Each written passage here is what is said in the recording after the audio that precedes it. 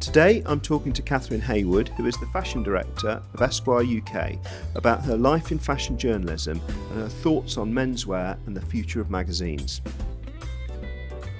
Right, well thanks very much for coming down. Thank you very much to for inviting Grenson me. Towers. I know. Here we are in the East Wing, overlooking the gardens. It is very leafy. It is too. Yeah, you have been here before? Yes, haven't a you? while ago. I was just Yeah. talking to Alison. It's a while.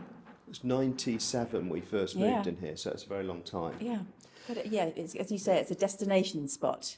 Very much so, especially if you're a Chelsea fan, because that's the stadium just there. So, noisy. yeah. Noisy on Saturdays. Well, don't come down here at kind of won't. 1 o'clock on a Saturday afternoon when they're playing, because everybody's getting drunk in the streets and everything. Anyway, thanks for coming down. I want to go right back to the beginning, if that's okay. Where were you born and brought up? Where are you from?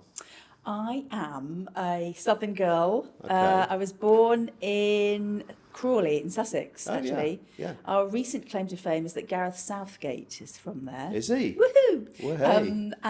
But no, the second most famous, or maybe it's the first most famous people who I know came from Crawley, are the Cure. Oh, really? Yes. Oh, that's good. Yeah, that went to my school. I like that. Yes. Oh, wow, how exciting. And that guy, the guy who presents Breakfast on BBC, Yes. Dan Walker, Yes. he's from Crawley. Is he really? Yeah. There you go. Number 3 I on know the that list. because at Crawley Town played my football club once. Yes. And They beat had us in the cup. Yeah, they had a good moment about 3 years ago, didn't they? They did, yeah. Yes. That was the moment against my team, anyway. The only moment. Yeah.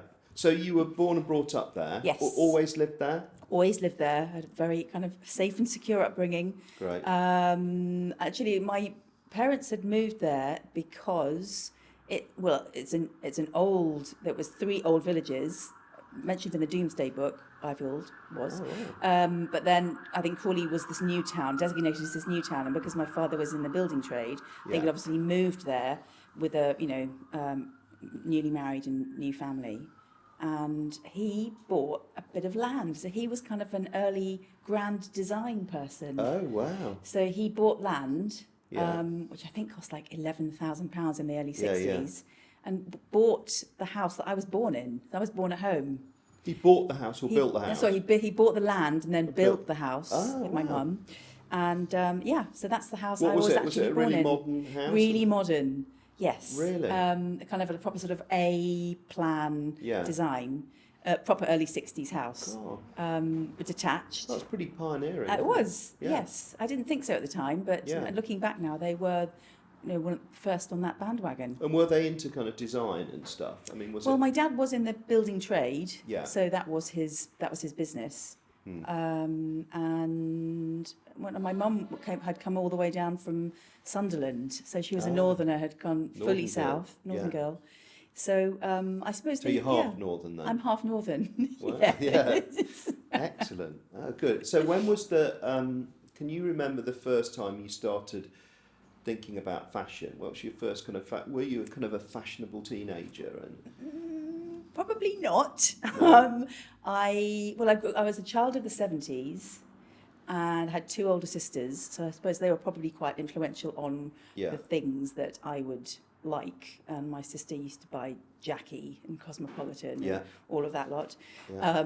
And so it was that era of kind of that tight, dark, high-waisted jean in really flared with platforms and cheesecloth tops and nice that kind of thing. sparkly bits on them. Lots as of well, sparkly and all that. bits. And my sister also had the Purdy. You know, Joanna Lumley was Purdy in the Avengers. Purdy She had cut. that. She had, yes, she had that. So, I used to kind of watch them experimenting with all these fun things. My other sister was into Depeche Mode.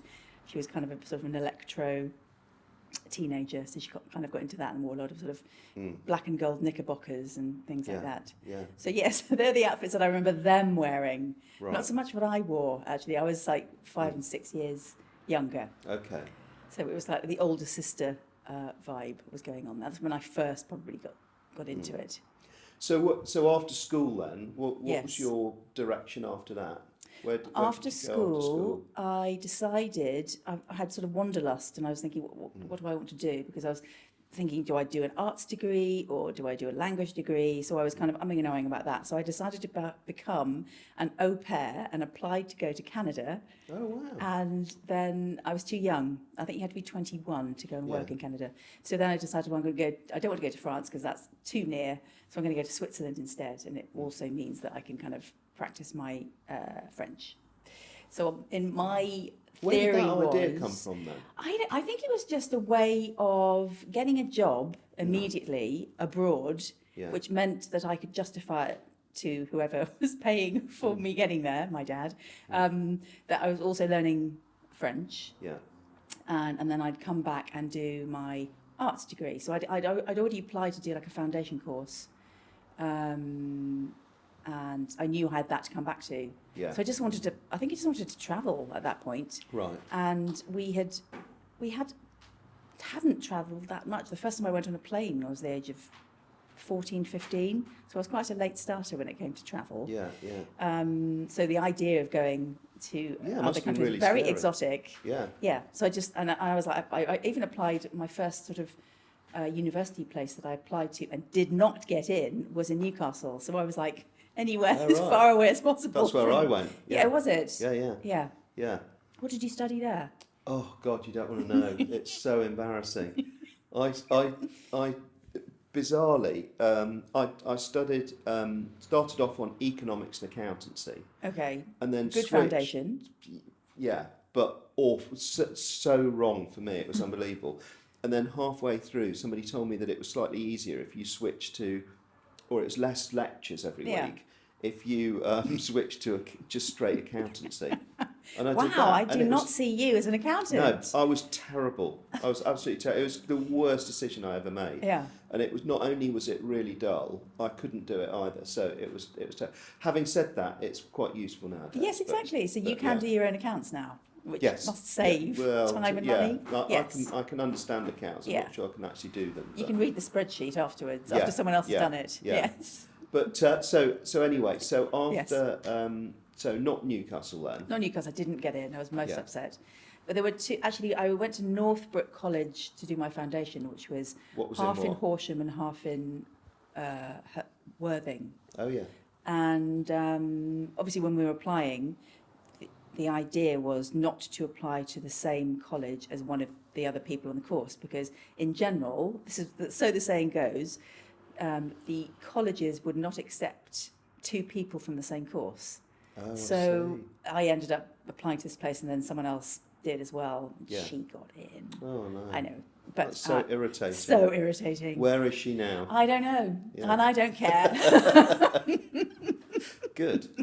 Yeah. So what was the foundation course that Foundation course, well, it was kind of a general, you had to do photography, illustration, printmaking, some graphics, a lot of still life drawing and life drawing as well.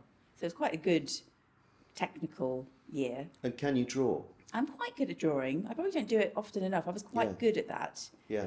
I wish I'd paid more attention to the photography side of things, but I think the reason I didn't was because it was so expensive to buy photographic paper and film. Yeah. So different then. Yeah, and I think that's, I mean, a lot of people still say that, you know, you still have to buy a lot of the equipment, and I think you've really got to be set up to do that. So I sort of regret not concentrating more, knowing now that I'd gone into that side of things. But no, I came away and applied to Newcastle after that, didn't get in. I was applying for the wrong courses, actually. I applied to fashion design courses, and I was terrible at it. And what I should have been applying for were they sort of exist now. They sort of didn't really exist then.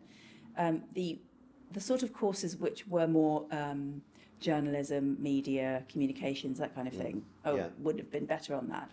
Yeah. But I was applying for pure fashion design, so my portfolio. But you were obviously creative, though. Yes. You obviously knew you were creative. Yeah. I did want to go into something like that, and fashion was. I didn't really know what that meant. Yeah. It was, and funnily enough, I went. At the end of that year, I got a work experience through a friend of a friend who said, "Do you want to go and work in the press office of whistles. Oh, right. And I was like, yeah, I really want to work in the press office. I had no idea what a press office was or what that meant. But I knew that press sounded really glamorous to me. Yeah. And I'm like, that sounds like newspapers, and that kind of, there's something really glamorous to me. That appeals. So I said, definitely. So I'd spent a few weeks working in the Whistles press office, which is still there, actually. It's St. Christopher's Place. Oh, really? On that sort of pedestrianised bit. Yeah. So I went there in the summer, in one of those summer moments, and learnt that's even how to bag out clothes. Was that was a full-time job? It wasn't like an internship? It was like an internship. Yeah, I was learning. I think I was paid £60 for a week's work, that kind of thing. Well, that's more than an internship. Well, yeah, exactly. These days, I know. well, actually, Yeah, not maybe it anymore. was a bit less than that. Yeah. It probably was a little bit less, actually, because when I finally did do an internship, it was £60 a week. The grand old sum of £60 a week. Wow. Yeah. Don't spend it all at once. Yeah, exactly. Go and treat yourself. So what was that like then? So Whistles at that point would have been, how big would that? Was it kind of early days? It was quite early days. I think it was Lucille Lewin. She had said Yeah. she was still working there. Yeah. She was still very much part of it. Yeah. And she was still kind of this sort of slightly ferocious, glamorous woman in the design studio. And my wife went to a thing for Craft Week. Yes. She did an open house at her house in what's it called? Chiltern Street. Yes. It was there. That was where I did my experience as well, because I was in the press office in St. Christopher's Place, and then I went to Chiltern Street to work in the design studio, and I was trying to, and the emphasis on the word trying, to do the working drawings for the designers. Oh, how and I think they very politely were like, thank you so much, Catherine, that's so helpful. They would have threw them in the bin afterwards, because I remember thinking, I'm not very good at this. So. Oh, I bet you were. It was slightly disastrous, because I just remember they were very kind to me, but I just remember thinking at the time, this side of things is not quite right. Right. So yes. So you were still at that point. You were learning, trying to find a way to something, but you were obviously in the right area. Yes, I was. And then I happened to get another call. I think that's it. I'd gone for all my interviews and didn't get into them. So that summer, I thought, well, who knows what's going to happen to me now? It was one of those moments where everything had been mapped out up until that point. Yeah. And then I thought, I'll apply here, I'll get in there. That'll be another 3 to 4 years where I will, everything will be sorted and organised. Yeah. No problems. Then, of course, failure happened and I didn't get in. Yeah. And I thought, wow, this is sort of uncharted territory for me. I don't know what I'm going to do. So I decided again, my friend was like, look, I'm going away. I'm going to be looking after a friend's children for a couple of weeks and they're paying us. Do you want to come and help me? It's like, yeah, that'll do for me while I'm deciding what to do. And while I was there, I got a phone call from one of my tutors saying, you were sort of interested in, I think she was like, I'm not quite sure whether this is correct, but I'm sure you said you were interested in possibly magazines or, and I said, well, yeah, I mean, I don't really know what I would do on the magazine. But yes, again, that sounds interesting to me, but I'm not really sure what it means. Yeah. And she said, well, there's a work experience going at GQ. Oh, wow. So how old were you at this point? I was, well, I've skipped actually, because then I've skipped my degree there. I did actually I finally got in. I should backtrack actually. Let's go back. I finally, after that, got a call to,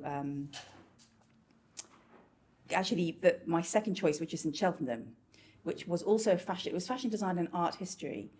And I finally got in because I think a foreign student had dropped out because of fees and fee problems. Yeah. So I finally got this space in Cheltenham, and it was a 3-year degree course doing fashion design.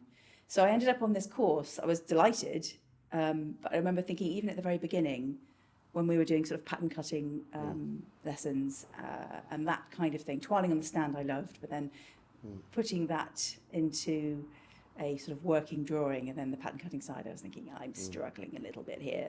But I never really admitted it to myself. So I just went through this 3-year course and came out the other end with a degree, a bad degree, but I did it. Well done. Yeah. Yes, well done me. Yeah.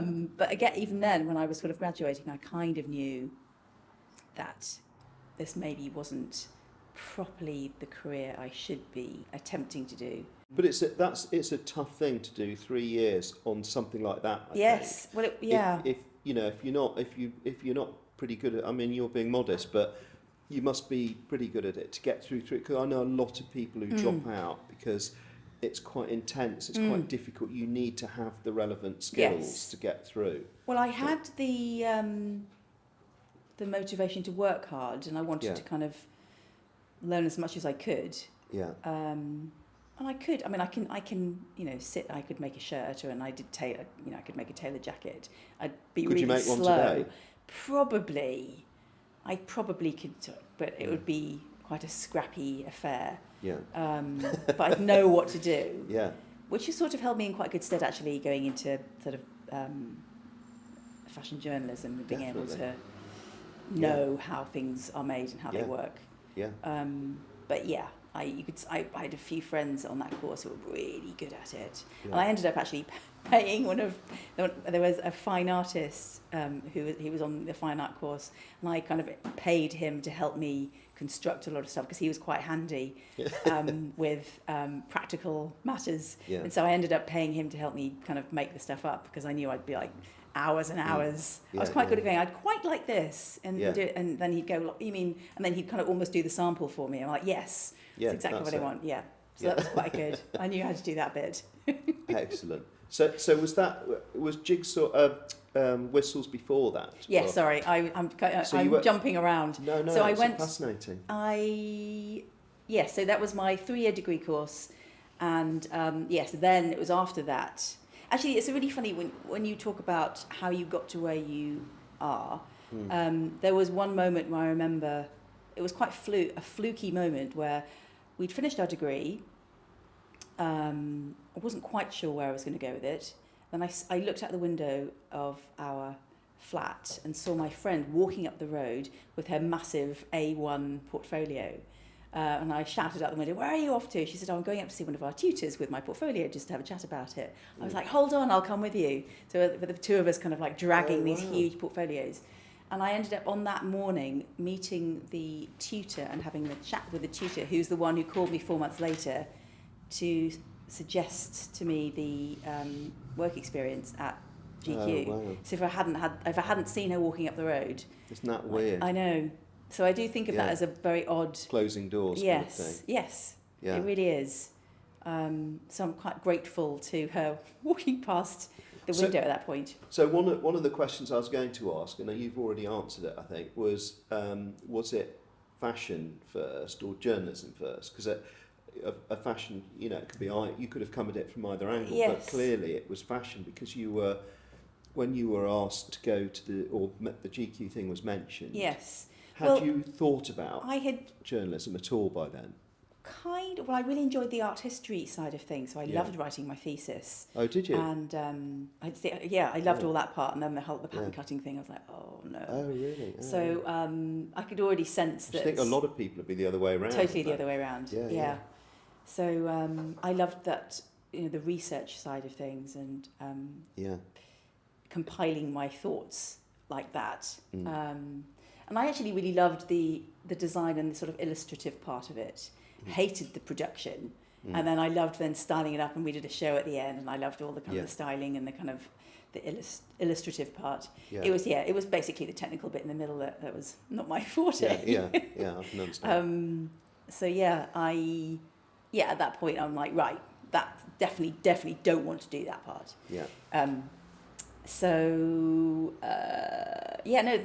One of my tutors, he was called Lindsay, and he was this very sort of uptight tailoring. Is that his Christian name or his surname? It was his Christian name. Right. Yes. And I remember him, and we also had a really brilliant tutor who came from the Royal College, actually, called Basil, who's been teaching illustration at the Royal School... Royal College of Royal Art. College of Art. Yeah. Maybe, was it that? Yeah, it was. And he came and gave us a few lectures as well. Oh, wow. And both of them together were looking through my smaller portfolio and saying, it looks very magazine-like. Have you ever thought about magazines? And again, it was like, oh. Oh, how funny. Oh. So it was one of those I kind of like muddled through really about it's sort of the power of suggestion half of the time with me. I'd never thought of that. So yes, it was. Once that happened, I'm like, okay, magazines. Maybe this is because we did have a magazine area that we used to research stories. Yeah. And then GQ was on that. I remember on that shelf. Now a newsstand, but I didn't. I mean, it was one of those. It was fairly new at the time anyway, because I think it was launched late 80s, early 90s, and I was at college 80s, between 1990 and 1993. Yeah. So it was early days, and Arena actually was the one I loved. Yeah. And there was who was was GQ first? Yes, here? I think that launched 88, 89. I was working for an ad agency. Yeah. And we won the account to launch that. So the Ah. line, I remember being in the room when the creators were brainstorming these ideas, and they came up with this, the men's magazine, GQ, the men's magazine with an IQ. Yes. And the whole conversation was about it being an intelligent men's magazine. But anyway. Yeah. So GQ was for, okay. So just what was it interested in then? So when somebody said GQ to you, was that the first time you'd even thought about menswear? When you were at college? Well, no, funnily enough, no, I had another odd moment while I was doing my... It's like a jigsaw. Yeah, it is like a jigsaw. Everyone was doing women's wear, because we had I think we had a class of around 24, 26 people, something like that. And I figured out with my friend that if we moved into menswear, we didn't have to queue for the equipment. Because they were like all the different, like the button making machine and all of, and so everyone was queuing up to kind of, I need to do can you help me do my patch pockets? Can you help me do this? Yeah. And we worked out like, if we do menswear, then there'll be a menswear section and we can just get it done quickly. Yeah. So that was the reason we went and did, or we specialised, in inverted commas, specialised in menswear. Yeah. So the reason you've gone down this career is so you could get on the button Convenience. machine. Yeah. Brilliant. The button making machine, I do remember that. Although actually we weren't even allowed to use it on our own because they were scared of us breaking it. And actually, on my this is why I'm not very technical. Course, yeah. In our first year, one of our first projects was making a shirt, and then kind of embellishing the shirt with different things. And I went on the frilling machine, and of course broke that. So I thought, I'm never going to do frills ever again in my life. Keep her off the button machine. Yeah. Yes. Keep her away from the machinery. She's going to break it.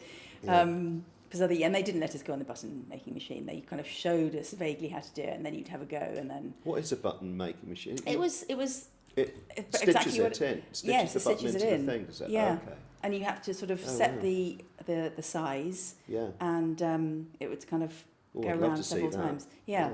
It's quite good noise. Yeah, I bet. Yeah. But having had a sewing machine as a 21st birthday present, which I used all my student life. I've still got it.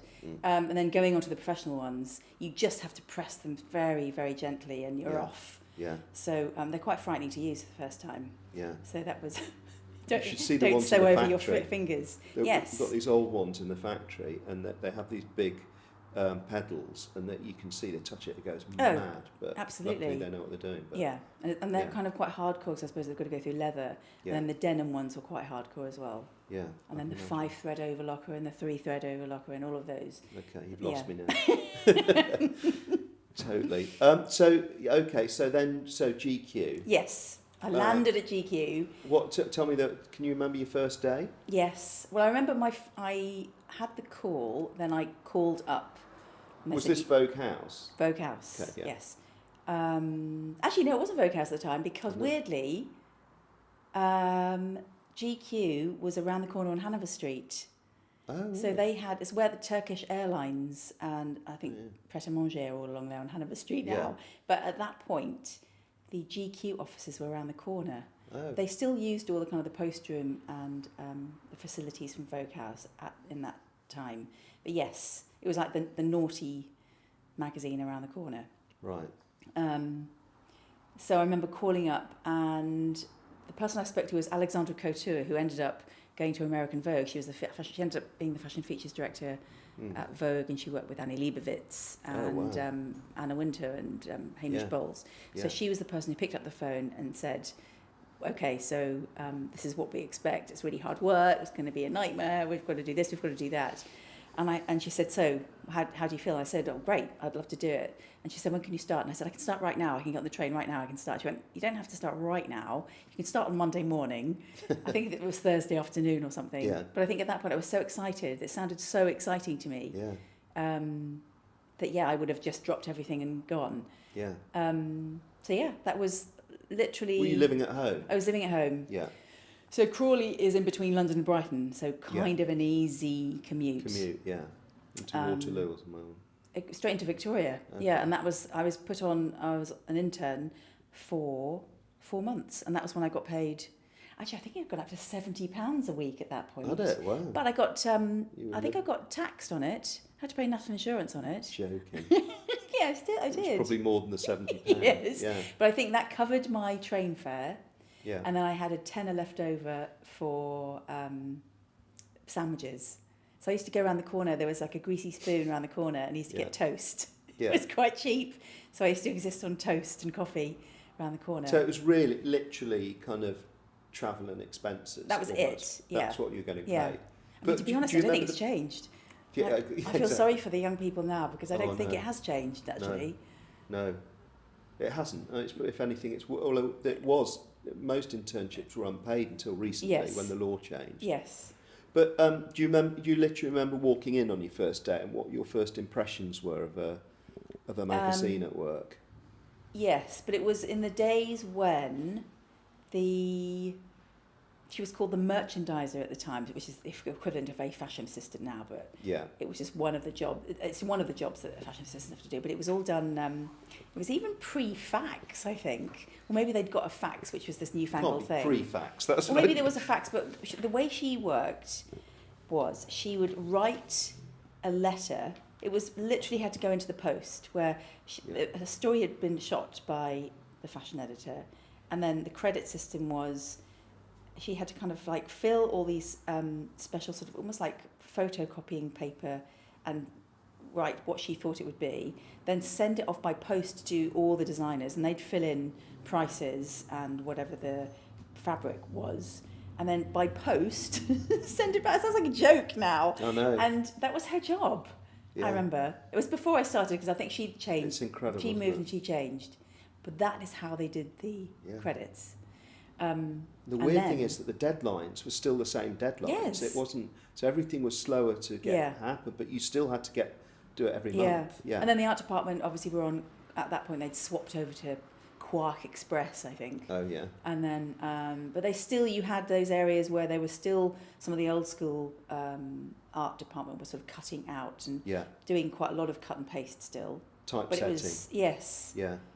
But it really was the beginning of the Apple Mac kicking in and everything becoming computerised. So it just got much quicker. Although for the first few years I was still faxing. I used to spend hours just standing at the fax machine waiting for all of the information to come through.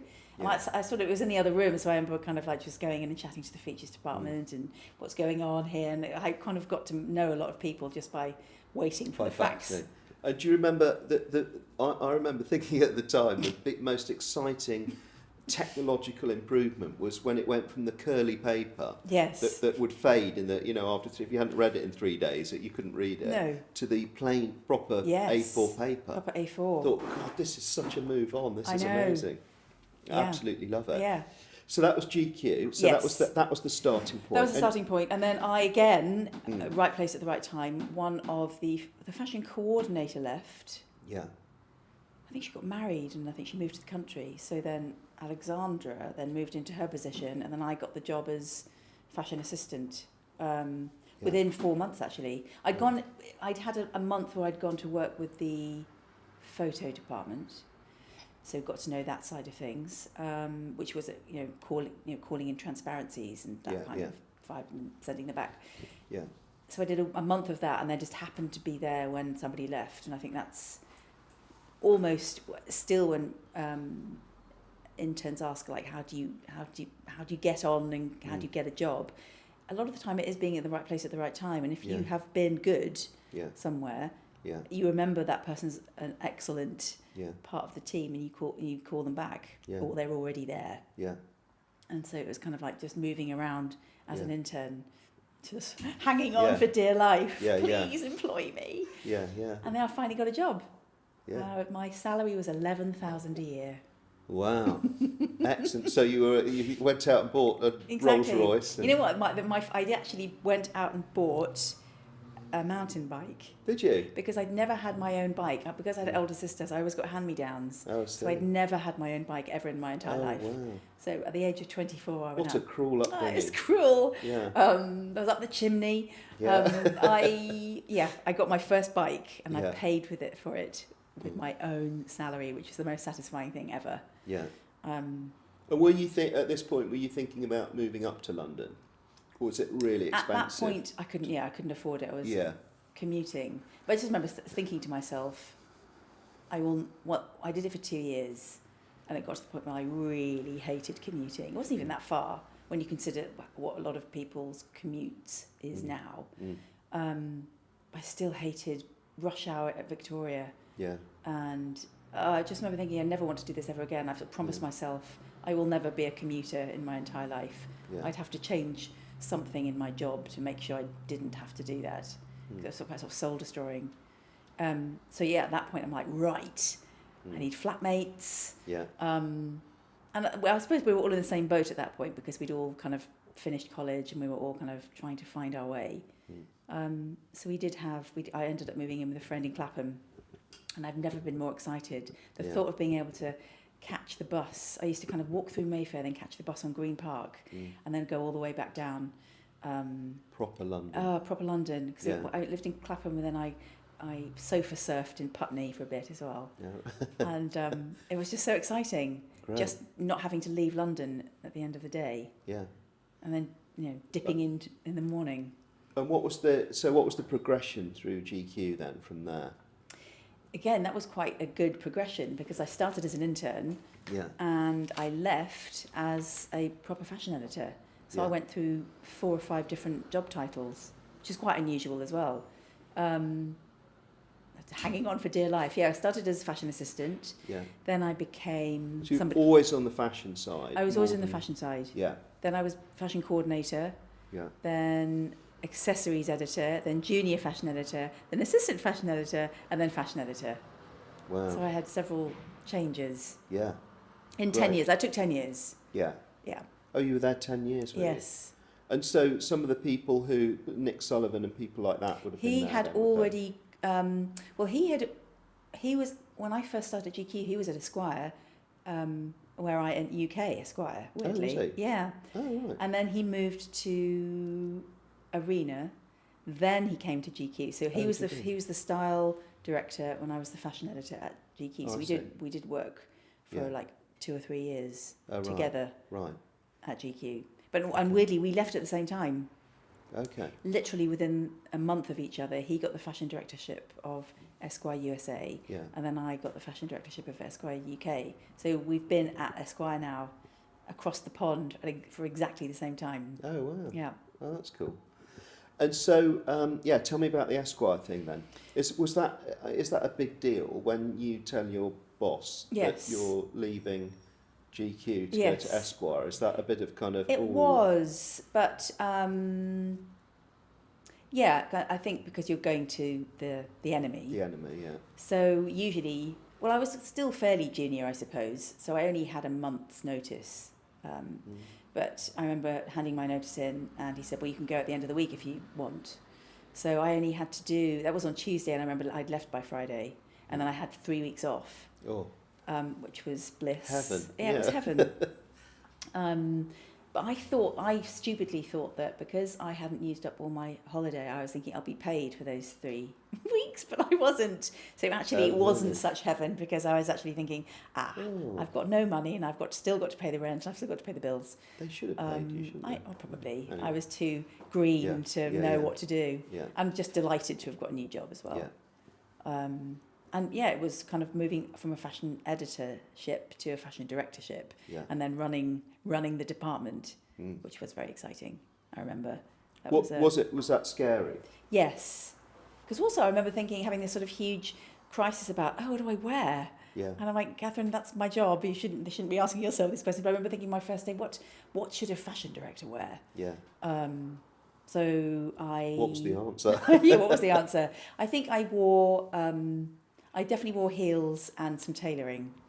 But I probably did wear jeans because I quite often kind of do that with jeans. Yeah. So it kind of ticked all the boxes. Was there a kind of fashion code? Was it not wear what you want kind of thing? It kind of is, yeah. And I think having that crisis of, what are you going to feel comfortable in, and what are you going to feel powerful in, and what are you going to feel able to do your job in? Yeah, I'm going to look serious. Yeah, I need to look sort of serious, but also I find, especially now, I want to be able to move from A to B to C and go on appointments and see people. Yeah.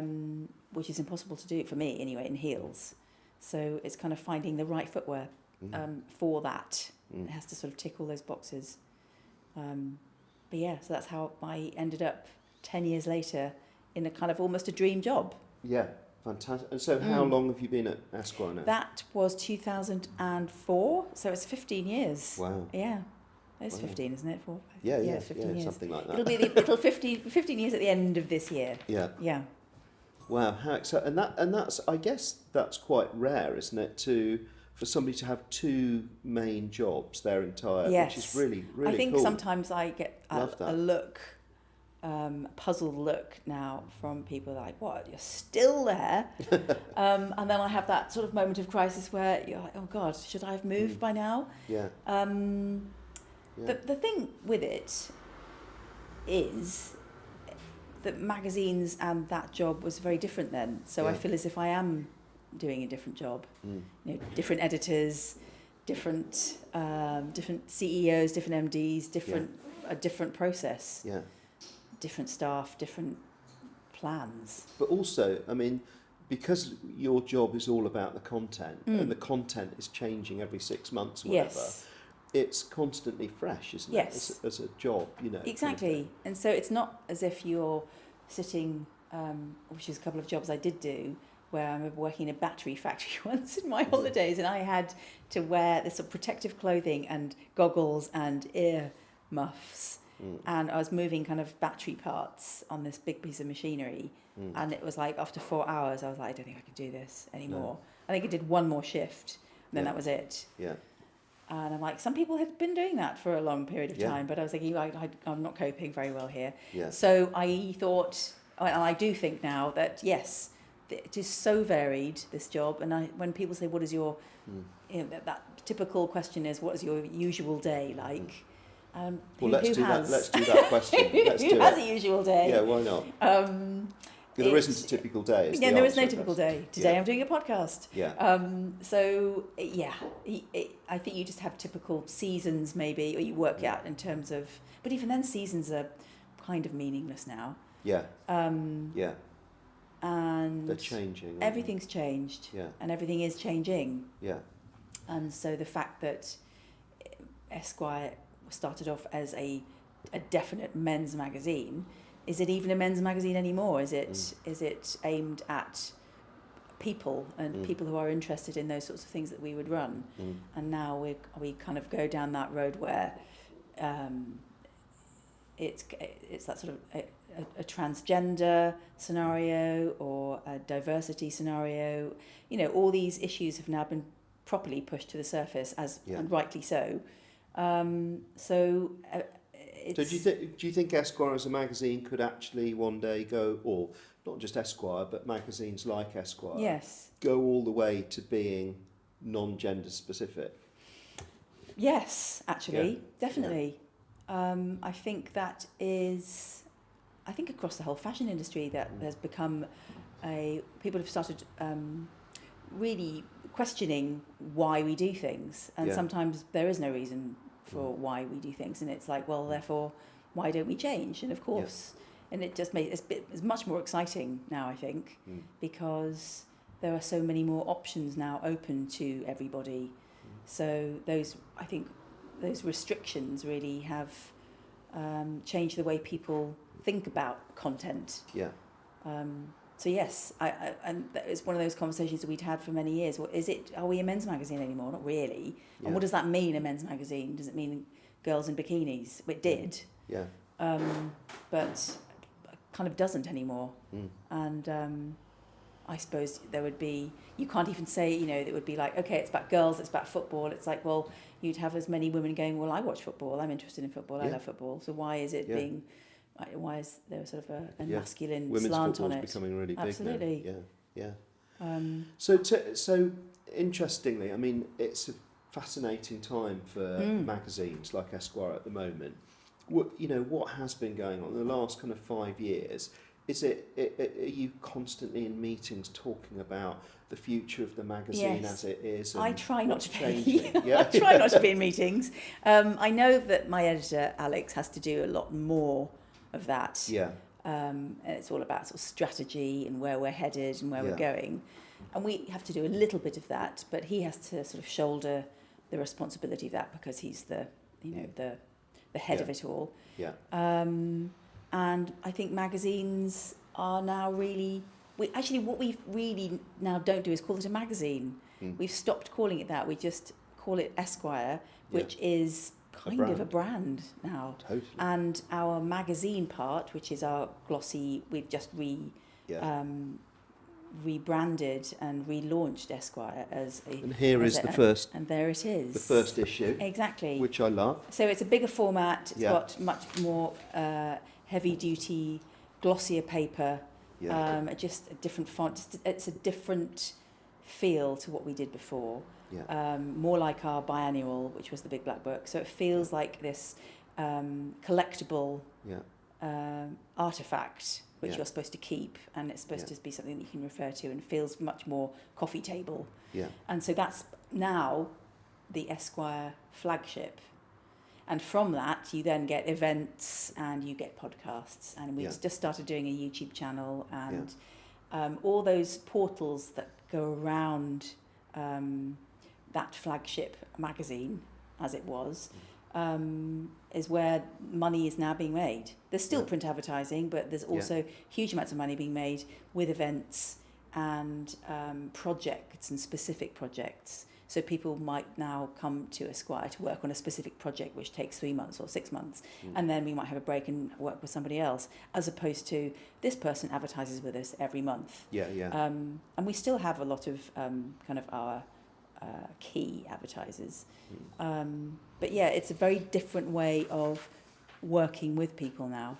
So what are the main changes about the magazine? I mean, it's beautifully produced, obviously, in the paper and the photography and the whole thing. But isn't it divided into each one is like... well, we have 6 issues now, yes. Yeah. So we start off, that issue, which is our first one, which is Fashion and Style. Yeah. Our second issue, which is out now, was Travel and Adventure. Yeah. Third one's Design and Tech. Go back to Fashion and Style for September, because that's kind of a fashion moment. Then we go into Art and Culture, and then Food and Drink. And we suddenly worked out that, as most magazine brands would agree, that there would be quiet times, maybe sort of January, February time or August, where there were other things going on in the industry, but not necessarily in print. So that's when we decided, well, there's pointless targeting watches, for example, if they want to be around April or December, as an example. So it was kind of really making it much more targeted. Yeah. So it makes it easier to work with clients, it makes it easier for them to work with us. Yeah. And so you can then come up with better ideas which work for both parties then. So you're both making money, but you're both able to create something beautiful which is targeted around a specific time of the year, as opposed to you've got to sort of shoehorn it into an issue that's not going to work for them. Yeah. That's one of the main changes, really.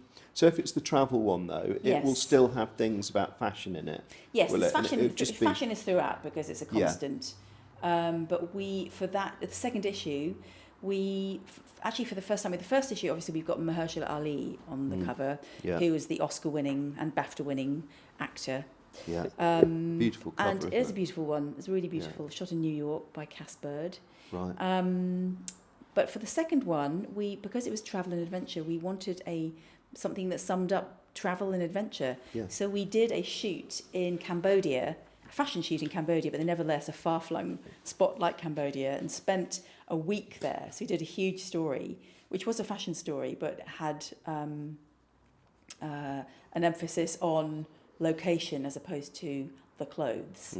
So the clothes had to work within the location, but there was a lot more landscape. More about it, yeah. And which is why we worked with Tom Craig, who's a brilliant photographer, but he's almost a documentary photographer as well. So he absolutely loves fashion, does lots of fashion, but his whole approach to shooting a fashion story is quite romantic and quite factual as well. So he will never go away unless he's got like a narrative and a story. And we've worked on that. And then we kind of are very much, as we go through our travels, have this sort of character in mind who's on a journey, as opposed to, we're shooting in a studio and we need to shoot 6 trends. It's just a different way of working. And it's the first time really we've started doing models on the cover, which we've never done before. So it's, again, quite an exciting time because it just means we can be a bit more flexible when it comes to, rather than saying, no, we never do that, we can say, we actually we have done that, and we could do this for this particular issue, and then we can work with a client on different ways of producing, creative things, whether it's print, or it's a podcast, or it's a film, or, an event. There's so many different ways of working now. Do you ever, I'm always fascinated, do you ever research something like this, or do you put it out and see what is the best research, that you do a magazine, put a magazine out and see what happens? I think a lot of the time, you've got huge companies that will do all that sort of reader research and asking readers what they want. But I remember there was a really funny, I think it was Mary Porter, she said, never ask people what they want, they don't know. Yeah. Well, there's that Henry Ford quote, which was if would ask people what they wanted, they would say a faster horse. Yes, exactly. Yeah, but or any colour as long as it's black. Or so much research is terrible. Isn't it? Yes, and I remember having to, years ago, when they were much more sort of well thought of, is you'd have to sit on almost like two-way mirrors and watch your readers, people who read whatever you were working on and people who didn't, and then ask them what they thought, and then you'd come away sort of thinking, well, what have we gleaned from that? Nothing. Some people like it, some people don't, which is the same with anything you do in life. It's like you have to really believe in it yourself. And generally, if you've got a team who are really into something and I hate the word passionate because it just feels so unpassionate sometimes, but a group of people who are really into something and love it, that generally comes across, and you're either in or you're out. Totally. And you're generally in, I think. If someone's got that enthusiasm, it's quite infectious, I think. Yeah, and it's clearly working. So. Yes. And also we're doing on this whole kind of Esquire branching out into other areas and what have you, we're doing a sneaker with you.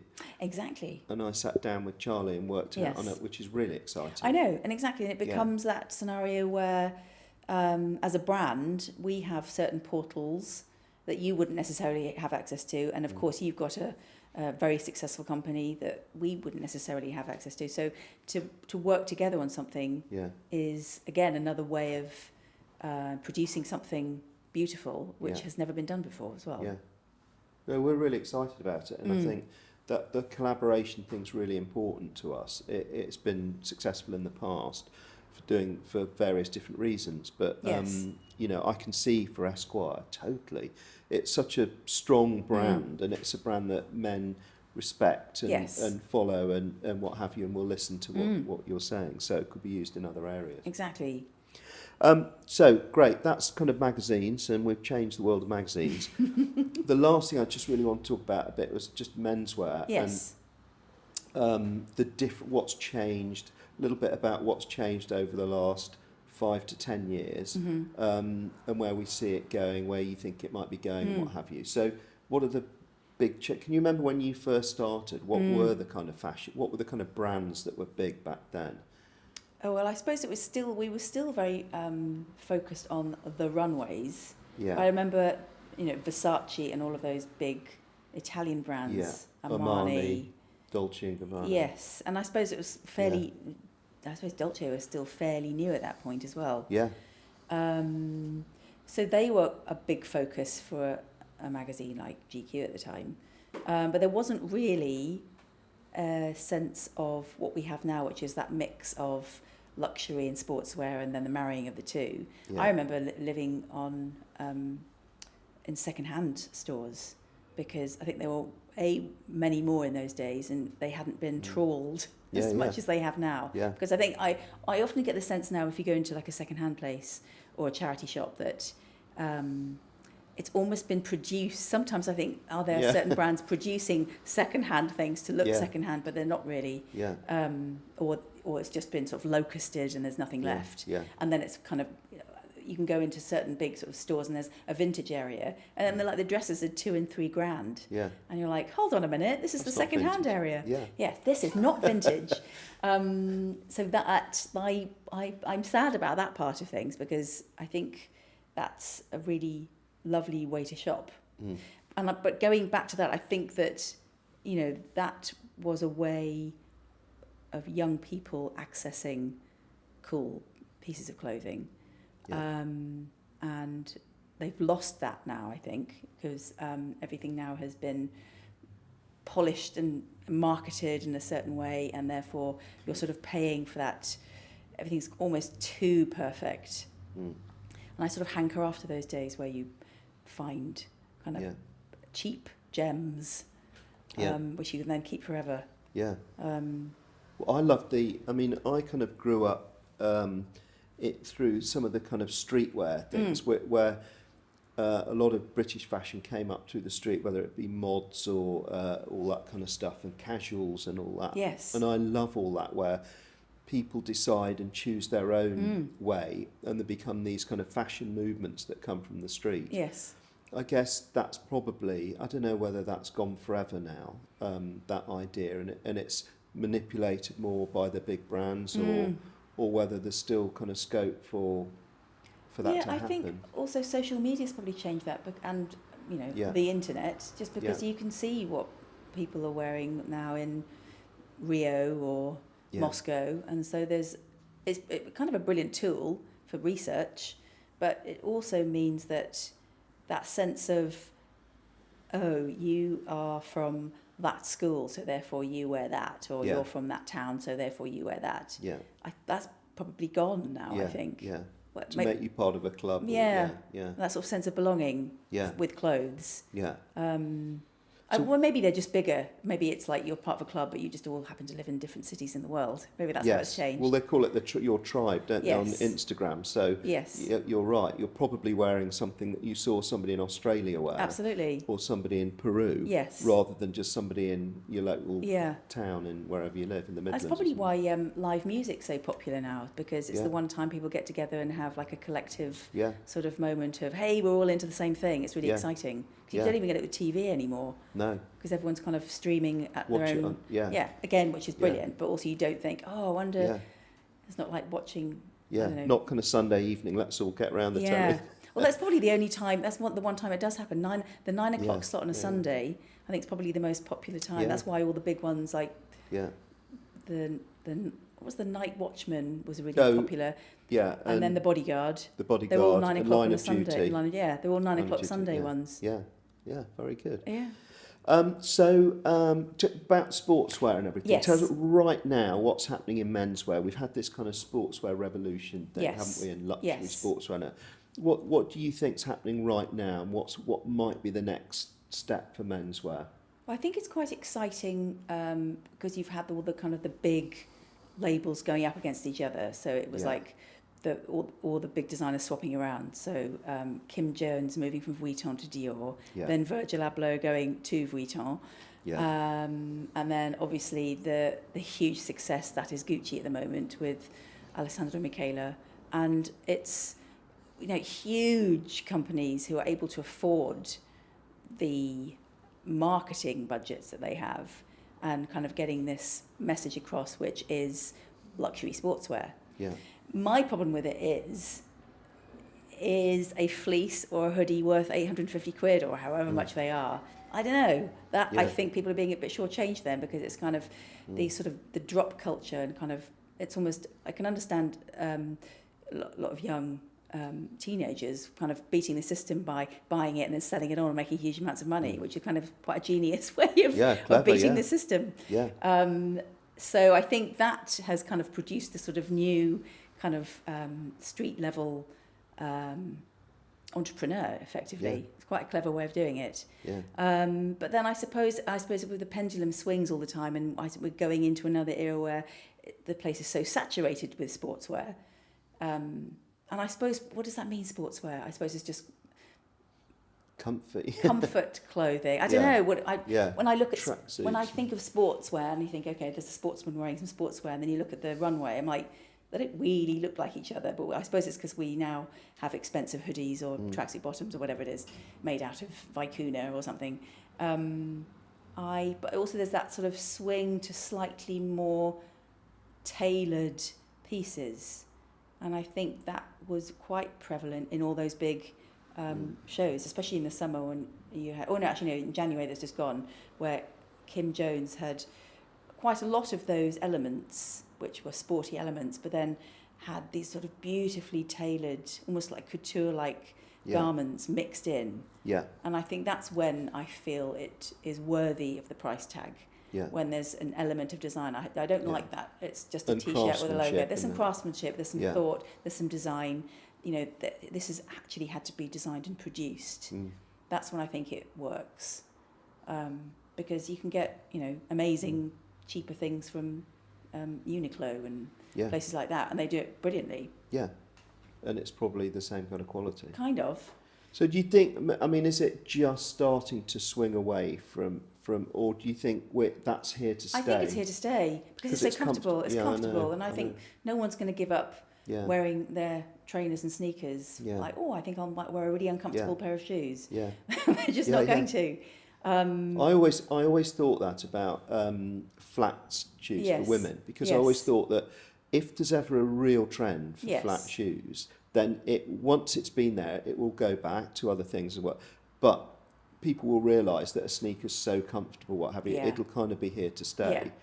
And they'll work out ways of because they sell so, the sneaker. I think every single company in the world has now really put an emphasis on trainers and sneakers and sports footwear. And there's so many hybrids now. So it's I think to have that degree of comfort is hugely important now. And I think people, especially men, I think women are more likely to put a pair of heels on and suffer for a couple of hours in the evening. I don't think men would ever do that. They're not going to go, I'm going to put those really expensive ones, uncomfortable. I love getting blisters, It's definitely more of a female thing to suffer for your art. Suffer for your fashion anyway. You've got to suffer somehow. But it's fascinating for us because the sneaker revolution came about 3 or 4 years ago, and we launched our collection of sneakers really quickly because it was such a big thing. And it was so important, and people like Selfridges were saying that they were buying 80% formal shoes and 20% sneakers, and one season it flipped to 80% sneakers, 20% formal shoes. And I suppose it hasn't changed since then as well. No, not really. It has a little bit, actually. Has it? Yeah, it's come back a little bit.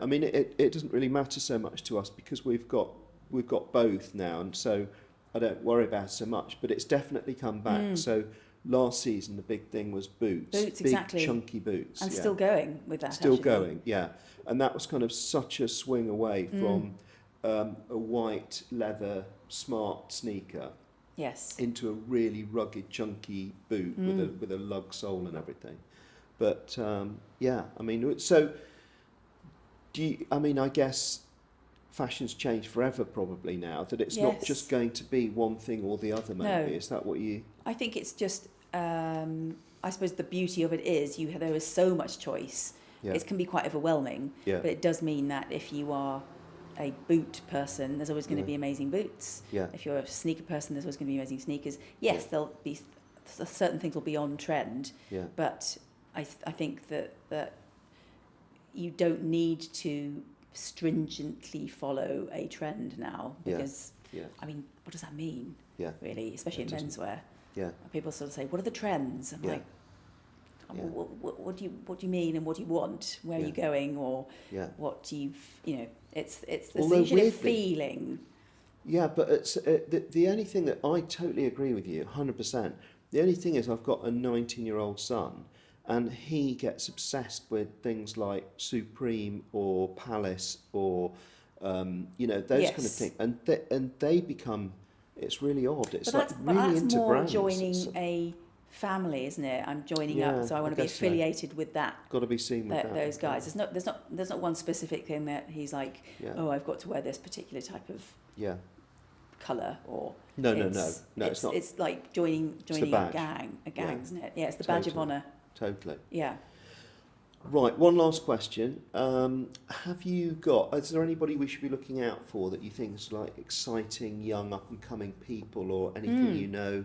Well, I'm on the New Gen Committee for the British Fashion Council, so we see a lot of the Inside track. Yes. Yeah. And interestingly, there's two. Well, one of them is a British designer. Well, she's not British, actually. She is of Indian and Nigerian origin, based here. Yeah. And she's on our New Gen Committee. And she is Aluwalia Studio. Priya, her name is. Yeah. And I met her for the first time. And she is a really exciting new female menswear designer. Great, love it. And she, when we met her, she talked about a particular trip she took to Lagos in Nigeria, and she saw, when she was kind of getting a taxi, like all these guys kind of wearing this kind of amazing mix of sportswear and almost like second-hand pieces, and she just like wound down the window and she's like, oi, where did you get that from? And they showed her to this place where they source loads of clothes in Lagos. And so she's been, I think one of her first or second collections was kind of based around this style. And but her whole ethos is on using old and second-hand pieces and then reworking them. It turns into quite an expensive scenario, actually. So some of her jumpers were beautiful, but they were expensive. Yeah. But I suppose she's new, and it's kind of trying to find a way of making those pieces more affordable. But yeah, kind of amazing, and she's really cool. Oh, love it. So I loved her. Great. I think she's going places. Yeah. And there's also another label which is based in New York, another female designer in menswear called Emily Bode, and it's Bode. Bode, yeah. And she actually with Mahershala, he's wearing one of the Bode outfits. On this picture? No, it's inside. Inside, yeah. And she again has started off she was the first designer to show in Fashion Week in New York, Men's Fashion Week in New York, and her whole shtick is vintage textiles, old Victorian quilts, old blankets, and she kind of sources beautiful old pieces of cloth and materials and puts her clothing, so they're all kind of one-off pieces. Yeah. She's obviously then trying to turn the business into a more sustainable in terms of keeping the business going. So obviously buying a certain amount of fabric, which then runs out. Yeah. She still needs to do that as part of her journey, but it's kind of trying to kind of scale it so that she can kind of do slightly more craftsmanship type cloths, but are then manufactured. So I think she's got manufacturing in India. But she's another, it's females working in menswear. Yeah. And they kind of work on these sort of, especially Emily Bode, it's kind of they're quite workwear shapes, so that those shapes work on both male and female, which goes back to the whole, is a magazine for men and women, is this piece of clothing for a man or woman, it can be both. Androgyny, and then the sustainable thing. Totally. Yeah. Interesting. And even she made a very good point, actually, Priya from Aluwale. She said, a lot of the big fast fashion companies are not sustainable, but she said if you buy a piece from them and then you wear it for years, you look after it and you have it for years and years and years, you don't throw it away, that's still a sustainable way of shopping. Yeah. It's just it's what we do when we dispose of things, I suppose, that's the key here. Yeah. Buying a new one every season. Yeah, which is not sustainable. No.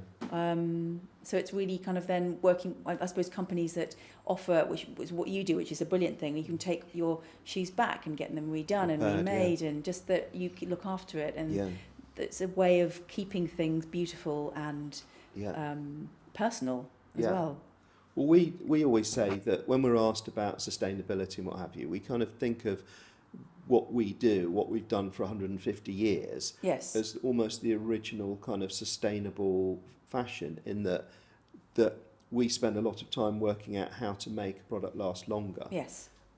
Which most fashion businesses probably don't. That's not a big thing. It's about doing it at a price Yes. and what have you, and then repairing something and what have you. So it sounds like, you know, people are going back towards that, younger designers, which is really exciting, reusing old products or making things better and craftsmanship and what have you, which all means people do keep them for longer, Yes. which is sustainable. Absolutely. And it's making sure that it's changing a mindset, I suppose, because there was such an emphasis on buying it cheaply and then just chucking it away. Chuck it. Yeah, you want to keep it. Yeah, just making, which is with everything, with magazines, just keeping. It's the keepability, Less which is and more key. quality. Yeah. Less is more. Yeah. Great. Perfect place to leave it. Thank you very much for coming in. Thank you very much. Really interesting. Thank Loved you. it. I loved it too. And, Thank you for having me. Yeah, look forward to doing the sneaker. It'll be great. Absolutely. Thank Great. you. Thanks. As always, we'd love to hear your thoughts on the podcast. If you're enjoying it, hit the subscribe button and leave a review. Or if you have something to say, email us at thegrensonpodcast@grenson.co.uk.